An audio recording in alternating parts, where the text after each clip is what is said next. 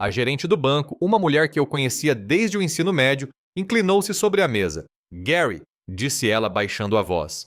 Arthur Hayes acaba de comprar sua hipoteca. Ela empurrou uma pasta em minha direção, um documento jurídico frio que detalhava os novos termos. Meu rosto esquentou quando outros clientes no caixa olharam para cima. Arthur, parado perto da porta, apenas piscou com um sorriso irônico nos lábios. Não se preocupe, disse ele. Sou um homem paciente. Já passava das 2 da manhã quando ouvi o som suave e insistente vindo da cozinha. Levantei-me da cama, sentindo os lençóis frescos contra a pele, e caminhei em direção à luz. Brenda estava sentada, encolhida junto à mesa de carvalho, os ombros tremendo, um lenço de papel amassado na mão. O brilho da luz do fogão iluminava as marcas úmidas em suas bochechas. Fui até ela, minha mão pousando delicadamente em suas costas. O que foi, querida? Perguntei com a voz embargada pelo sono. Ela balançou a cabeça sem conseguir falar e puxei uma cadeira para mais perto, sentando-me ao seu lado. Pensei que fosse apenas o estresse dos últimos meses, o peso de tudo. Eu era tão grata a Arthur Hayes. Seu empréstimo, apenas algumas semanas antes, parecera um milagre. Tínhamos mantido a casa, conseguido nos manter à tona. Eu ainda acreditava que era um alívio temporário, uma ponte sobre águas turbulentas. Eu não via o verdadeiro custo, ainda não. 3 meses antes, o mundo havia mudado. Minha mãe, Marta, ligou numa terça-feira à tarde. Eu estava corrigindo provas na minha sala de aula. O último aluno havia saído 1 hora antes. Sua voz tinha uma firmeza estranha e forçada que imediatamente me alarmou. Gary, ela começou, não com sua saudação habitual. Recebi notícias do médico. Ela respirou fundo, daquele jeito que carrega uma vida inteira de más notícias. É câncer de pâncreas, estágio 3. Ela detalhou a agressividade, a velocidade. Marta, minha âncora, meu conselho silencioso, estava se desfazendo. O hospital havia mencionado um tratamento experimental, promissor, mas incerto. E tinha um preço, $47 mil. Nenhum deles coberto pelo Medicare. Minha mão apertou o fone do telefone com tanta força que meus nós dos dedos ficaram brancos. $47 mil.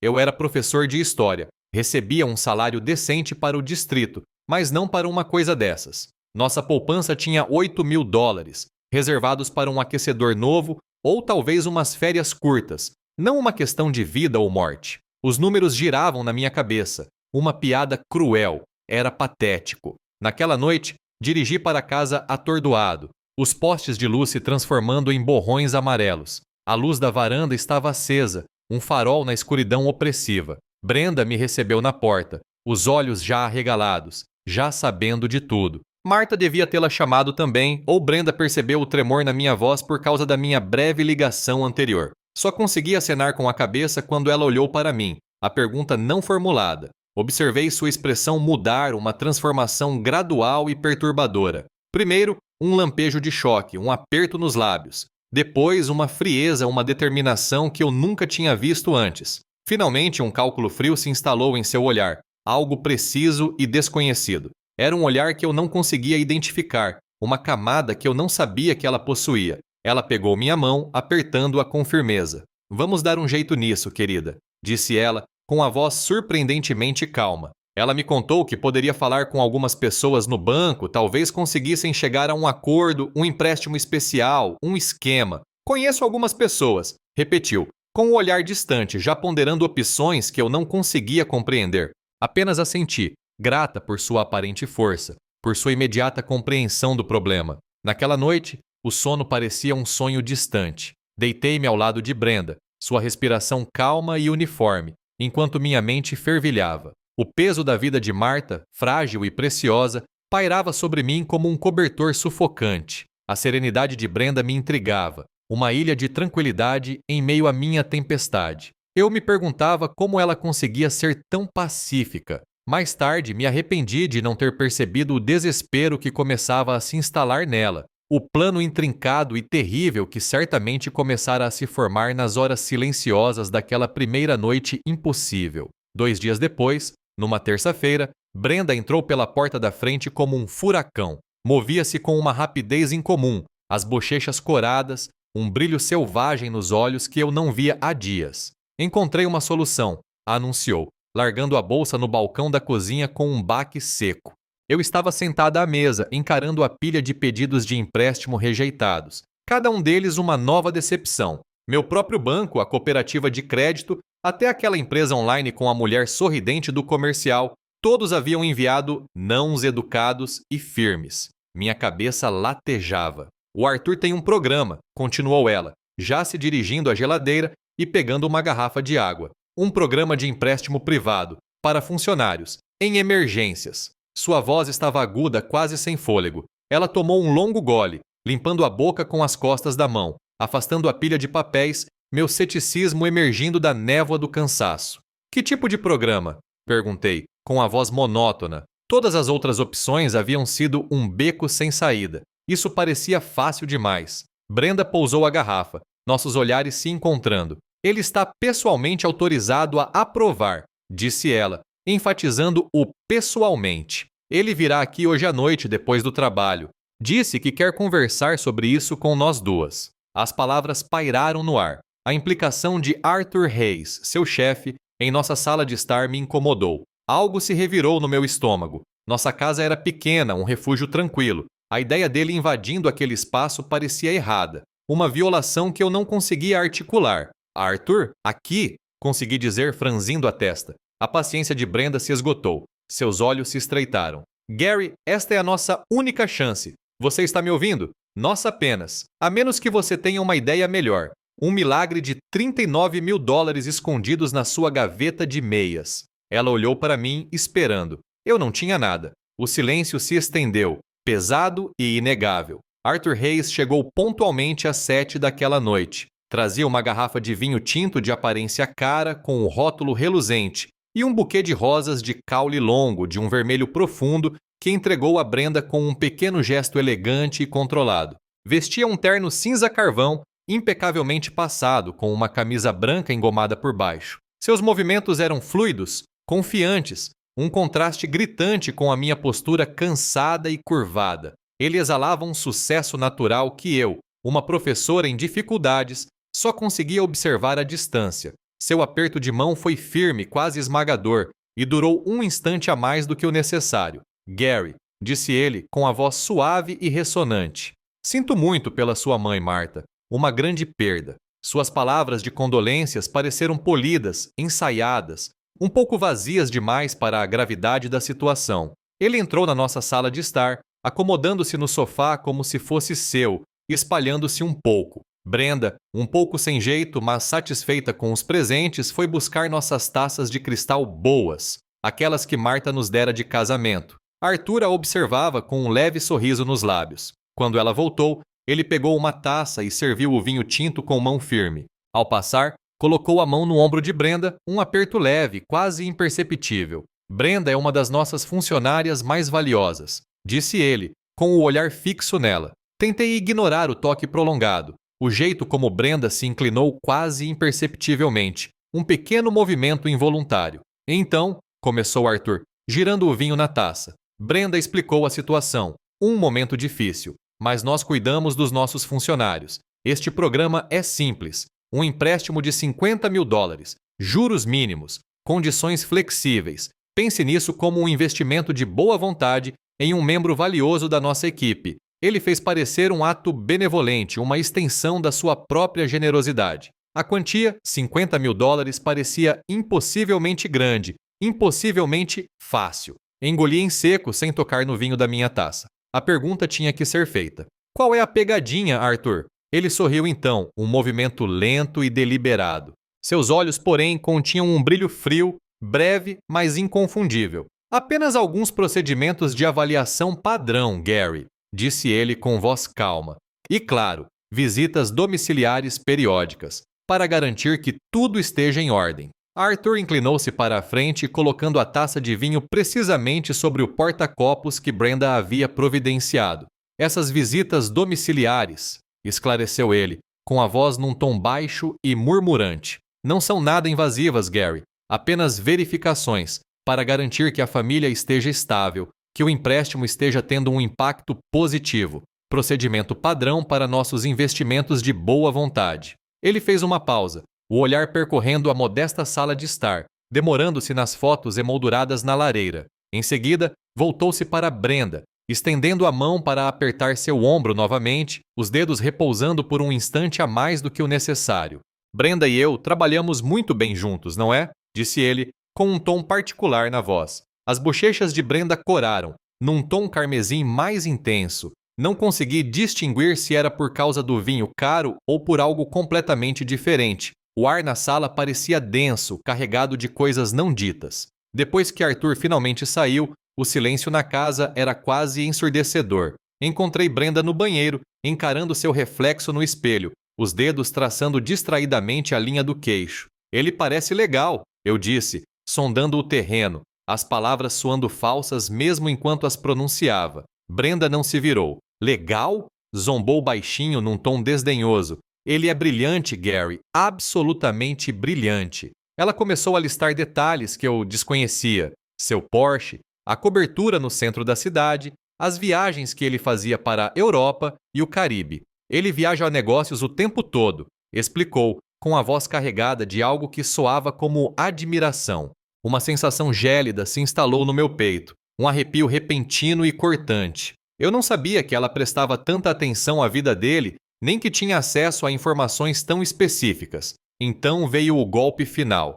Ele está me orientando, sabia? Acrescentou, ainda olhando para o próprio reflexo, para uma promoção, uma grande promoção, uma promoção que ela nunca havia mencionado para mim. As palavras pairavam entre nós, pesadas e ignoradas, mas afastei o desconforto. Marta, minha mãe precisava desse empréstimo. A vida dela, literalmente, dependia disso. O desconforto, a estranha sensação no meu estômago parecia pequeno e egoísta em comparação. O processo de aprovação do empréstimo ocorreu com uma rapidez incomum. Arthur ligou na sexta-feira, dizendo que estava tudo certo. Ele traria os documentos e o cheque para casa no sábado à tarde. Ele se ofereceu para trazer mais vinho, e Brenda, sem me consultar, concordou. Quando chegou o sábado, Brenda estava pronta 1 hora antes da chegada de Arthur. Seu cabelo estava arrumado num penteado que ela geralmente reservava para ocasiões especiais. Usava um vestido novo, um modelo azul marinho simples que eu nunca tinha visto antes, que realçava sua silhueta perfeitamente.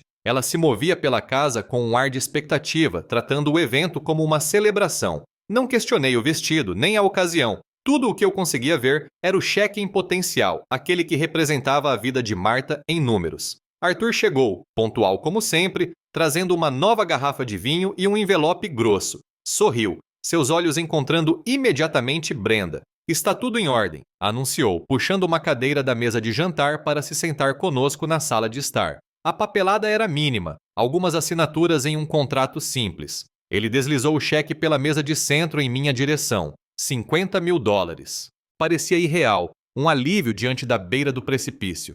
Obrigada, Arthur, eu disse, com a voz embargada pela gratidão genuína. Peguei a conta, sentindo o papel estalar sob meus dedos. Arthur, porém, não estava olhando para mim. Seus olhos estavam fixos em Brenda, um sorriso lento se espalhando por seu rosto.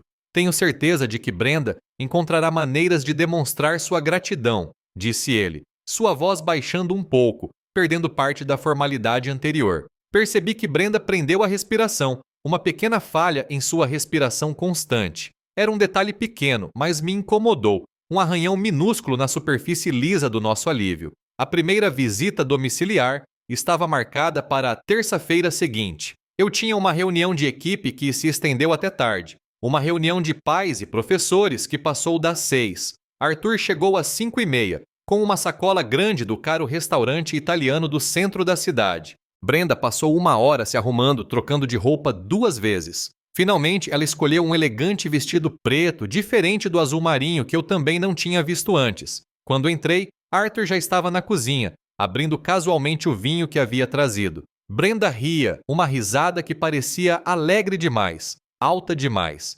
Gary, disse Arthur virando-se para mim com um sorriso tranquilo. Brenda comentou que você ia trabalhar até tarde. Então, trouxe o jantar. Achei que poderíamos comer todos juntos. Sentei-me à mesa da cozinha, com as redações dos alunos espalhadas à minha frente. A tinta vermelha da minha caneta de correção contrastava fortemente com o murmúrio da conversa vinda da sala de estar. Arthur e Brenda haviam se acomodado no sofá, enquanto a comida italiana esfriava nos pratos sobre a mesa de centro. Suas vozes eram baixas, íntimas, pontuadas pela risada de Brenda, um som que eu não ouvia com tanta leveza genuína há semanas, talvez meses. Cortou o silêncio com uma intensidade maior do que eu esperava. Arthur falava, sua voz um murmúrio suave, sobre construção de riqueza e sacrifício por ganhos a longo prazo. Brenda respondeu em tom baixo. Eu aprendo rápido. O jeito como ela disse isso, com um leve toque de ansiedade, me fez levantar os olhos dos meus papéis.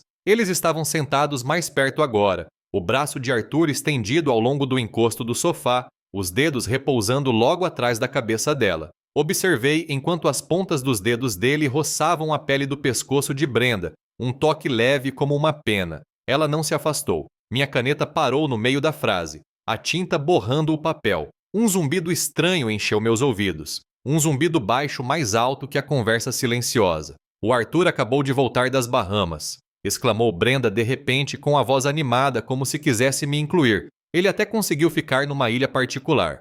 Forcei um sorriso, conseguindo dizer com dificuldade. Parece bom. Os olhos de Arthur, no entanto, permaneceram fixos em Brenda. Seu olhar inabalável, como se minha presença fosse apenas uma interrupção infeliz e temporária. Esse padrão continuou por semanas. As visitas de Arthur se tornaram jantares semanais, depois quinzenais e às vezes 2 vezes por semana. Brenda começou a comprar roupas novas, mais caras do que nosso orçamento permitia, explicando que eram roupas de trabalho para suas sessões de mentoria. Suas idas ao banco até tarde da noite se tornaram mais frequentes, sempre com explicações vagas sobre projetos extras ou reuniões com clientes. Ela se tornou mais distante de mim, sua presença em casa cada vez mais tênue, quase etérea. Eu inventava desculpas, racionalizava a crescente inquietação, dizendo a mim mesmo que tudo era por Marta, tudo pelo nosso futuro. Numa fria noite de terça-feira, Arthur ligou.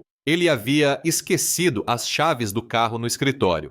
Brenda, sem hesitar, pegou a bolsa e anunciou que as levaria para ele num hotel no centro da cidade. Meu estômago embrulhou. Ele não pode simplesmente chamar um táxi? Perguntei, a pergunta cortante sem que eu a tivesse feito. Brenda acenou com a mão como quem dispensa o assunto. Está tudo bem, Gary. Ele é meu chefe. Mais tarde, impulsionada por um instinto que não pude ignorar, liguei para o celular de Arthur, com a intenção de me oferecer para buscá-la. Brenda atendeu, com a voz trêmula e ofegante. Só estou deixando uns arquivos. Gaguejou a mentira transparente. O silêncio que se seguiu foi vasto, cavernoso. Na manhã seguinte, enquanto dirigia para o trabalho, um brilho chamou minha atenção. Encaixado entre o banco do passageiro e o console, havia um pequeno objeto cintilante. Estendi a mão para pegá-lo, meus dedos se fechando em torno de um brinco de diamante. Era um brinco de pino, pequeno, mas claramente caro, do tipo que Brenda não tinha. Um frio pavor me invadiu. Aquilo não era dela. Naquela noite, confrontei-a segurando o brinco na palma da mão. O que é isso, Brenda? Perguntei, com uma calma perigosa na voz. Ela olhou para o brinco, o rosto empalidecendo ligeiramente. Ah, isso, disse ela, rápido demais. Deve ser da festa da empresa. Alguém provavelmente deixou cair. Um engano. Seus olhos desviaram, incapazes de encontrar os meus. A evasiva dela, a indiferença casual alimentaram a suspeita desagradável. Eu não conseguia me livrar dela. Lembrei-me do interesse mínimo e das condições flexíveis de Arthur. Lembrei-me dos olhos dele em Brenda. Nos dias seguintes, consegui acessar a conta telefônica e os extratos bancários pessoais de Arthur por meio de um amigo na companhia telefônica, um antigo conhecido da faculdade. O registro de chamadas mostrava inúmeras ligações para um número bloqueado, invariavelmente à noite, sempre seguidas por uma cobrança de quarto no hotel do centro. As datas coincidiam perfeitamente com as noites em claro de Brenda, com suas entregas de arquivos. Esperei até ela chegar do trabalho, o ar na casa carregado de uma tensão silenciosa. Coloquei o recibo do hotel e o registro de chamadas sobre a mesa da cozinha. Explique isso, Brenda, eu disse, minha voz quase um sussurro. Ela olhou para os papéis, depois para mim, o rosto uma máscara de negação. Eu não sei o que é isso, Gary. Não é nada.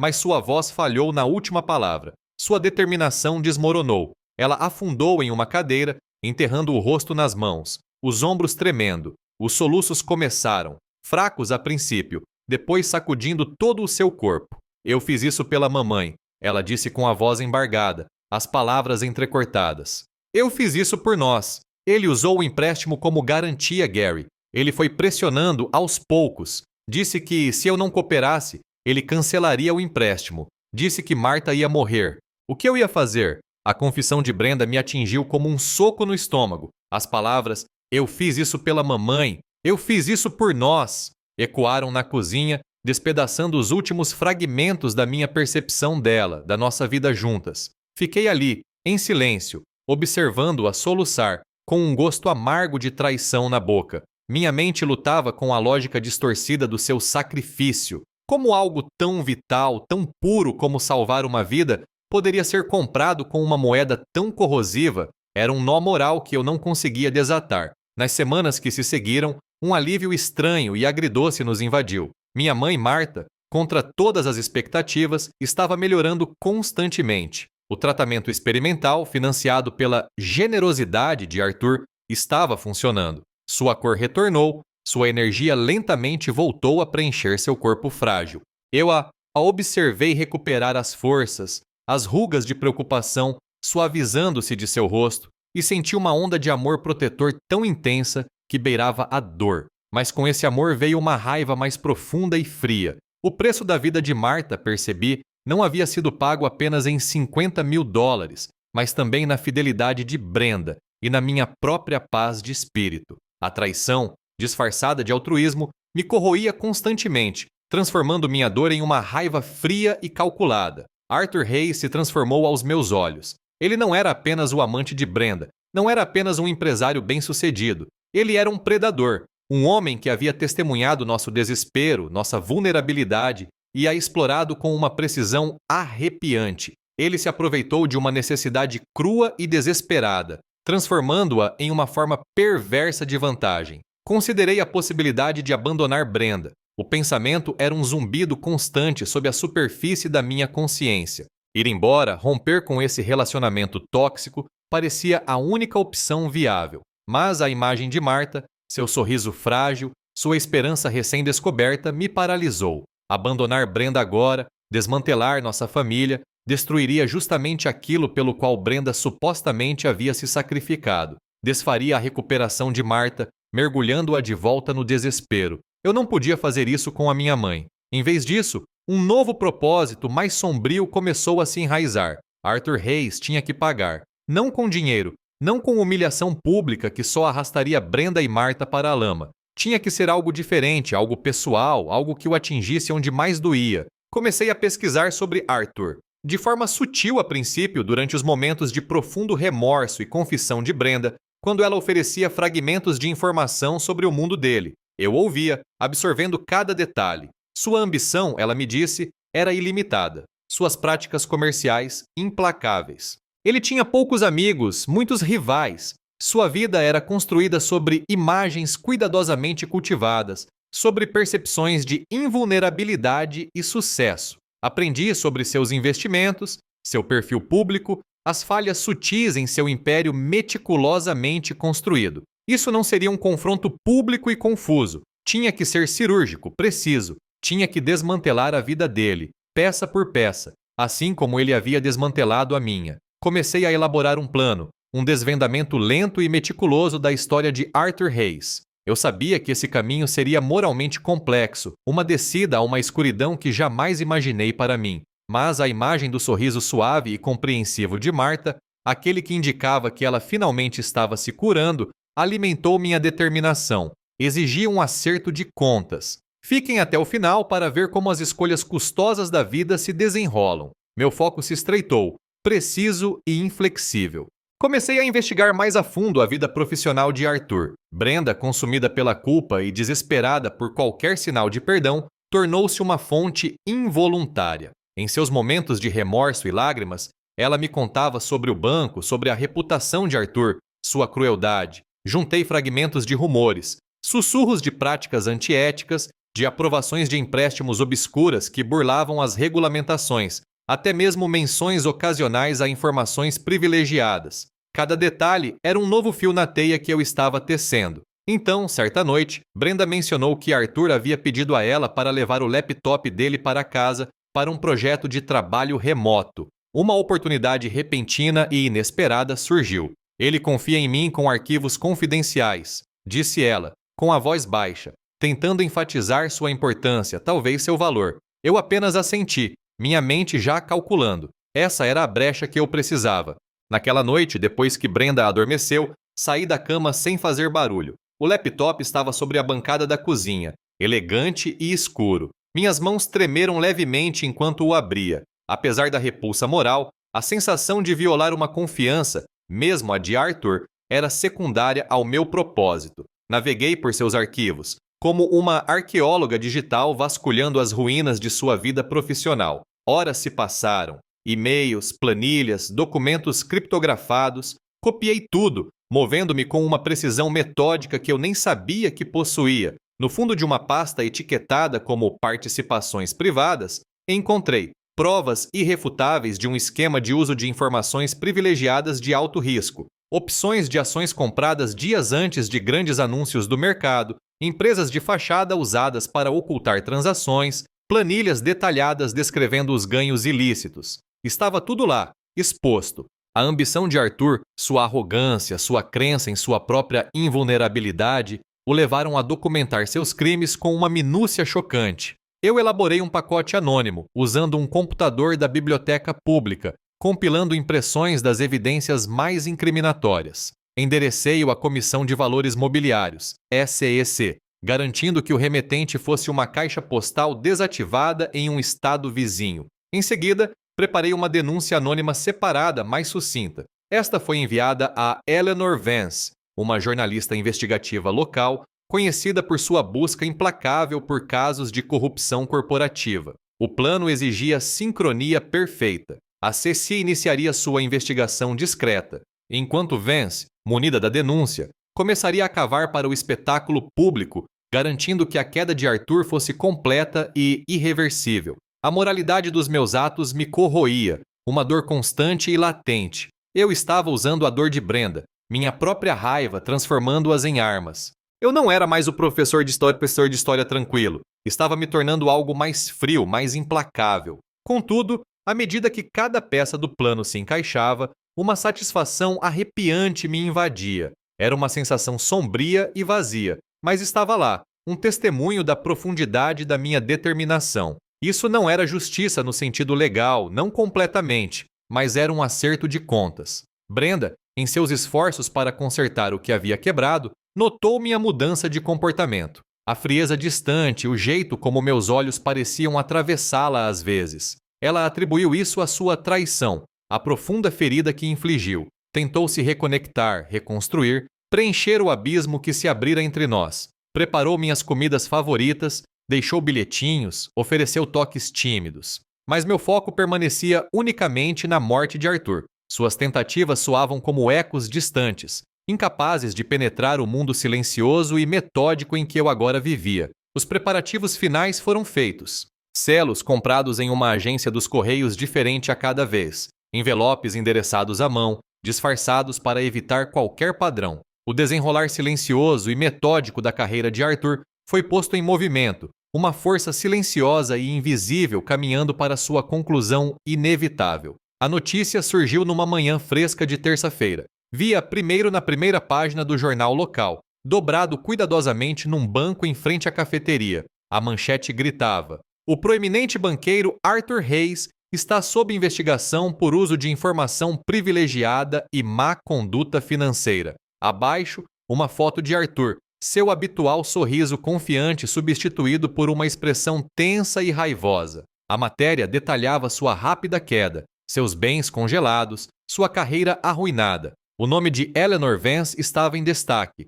um testemunho de seu trabalho minucioso. Não senti nenhuma onda de triunfo, nenhuma satisfação. Apenas uma vitória vazia, um peso enorme se abatendo sobre minha alma. O custo dessa vingança parecia imenso, muito maior do que eu havia previsto. Brenda descobriu no trabalho. Chegou em casa naquela noite, o rosto pálido, os olhos vermelhos e inchados. Ela não estava devastada por Arthur, isso era evidente. Sua dor era pela ruína da nossa família, pela destruição da sua solução que havia se transformado nessa catástrofe pública. Ela olhou para mim, seus olhos finalmente enxergando a extensão da minha dor, a profundidade da sua própria cumplicidade. Não apenas no caso extraconjugal, mas em ter permitido a cadeia de eventos que levou à minha vingança calculada. O silêncio entre nós se estendeu, denso e sufocante. Em poucos dias, o banco, abalado pelo escândalo, tentou reaver o empréstimo fraudulento de Arthur. Alegando a investigação criminal e a natureza ilícita dos fundos, declararam o empréstimo inválido e exigiram o pagamento integral.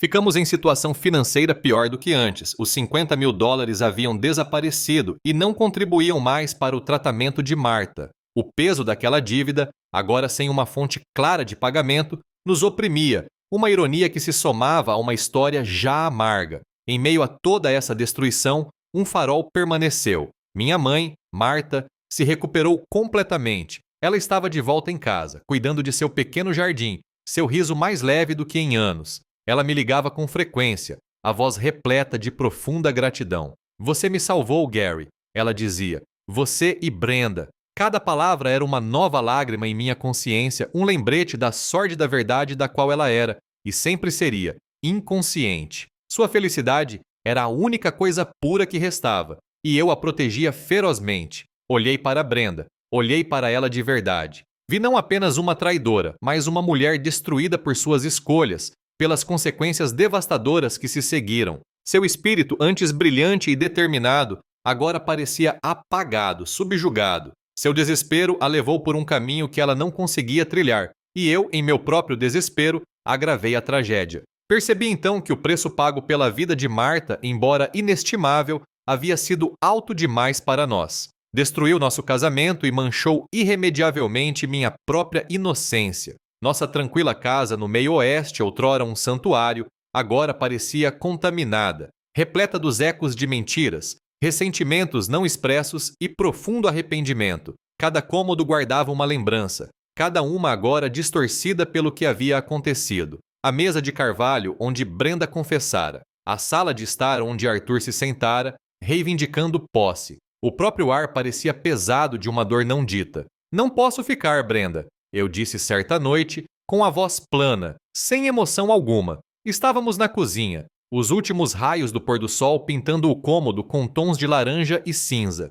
A confiança está irremediavelmente destruída. Não houve discussões, nem súplicas. Apenas uma aceitação silenciosa em seus olhos. Ela sabia. Abandonei nossa vida em comum, deixando para trás a casa, os anos, o futuro que um dia havíamos imaginado. Carreguei o fardo agridoce de uma mãe salva e um amor perdido. 2 desfechos inextricavelmente ligados por uma terrível cadeia de eventos. Recomecei sozinha, uma professora de história marcada para sempre pela infidelidade, pela traição e pelas duras lições de moral aprendidas sob a luz fria e implacável do desespero. A poeira da estrada estalava sob meus pneus enquanto eu me afastava, deixando a pequena casa para trás. A luz da varanda, antes um farol, agora iluminava apenas um espaço vazio. Minha mãe estava viva, e isso era alguma coisa, mas o preço tinha sido todo o resto. A dor silenciosa no meu peito era uma companheira constante, uma lembrança das escolhas feitas, dos limites ultrapassados. Eu não era mais o homem de antes.